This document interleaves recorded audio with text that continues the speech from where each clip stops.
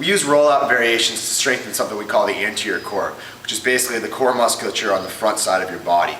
This is really important, particularly with respect to resisting rotation and maintaining that neutral spine, but also resisting extension. So really what we have to think about is these muscles mostly work eccentrically to control or isometrically to hold you right in that position. This kind of flies in the face of conventional wisdom that you'll see in the past with respect to people doing a lot of sit-ups, crunches, pull-down abs, stuff that really shortens the rectus abdominis. That's a big problem because if we shorten that muscle over time, we start to acquire much more of a rounded posture. It's no different than people who bench too much, winding up with rounded shoulders. So instead, we want to kind of use exercises that simulate this eccentric and isometric action in our training, and that's why I really like the rollout variations.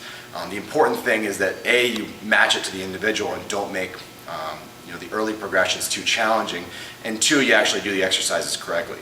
We start all of our clients with bridging variations, so prone bridges, single leg prone bridges, and then we'll transition to doing stability ball rollouts as our first step.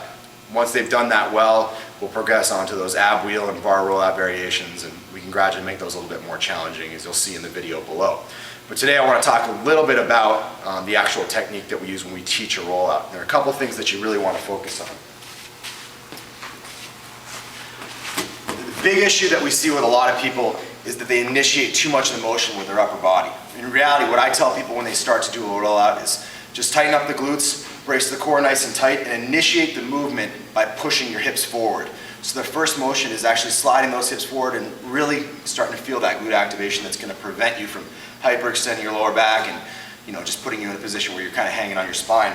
So with this, we tighten up the glutes, brace the core nice and tight, and descend until we feel our nose gradually touch the ball. So it's just brace,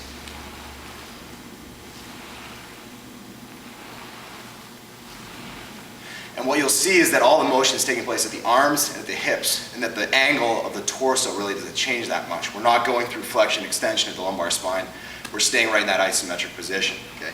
The same thing is going to carry over to what you're going to see with a regular rollout, right? Tighten up the glutes, brace the core nice and tight, hips come forward first. So that's our first motion, and we just go as far as we can go without slipping into that lumbar extension. Okay, so it's just brace, control down.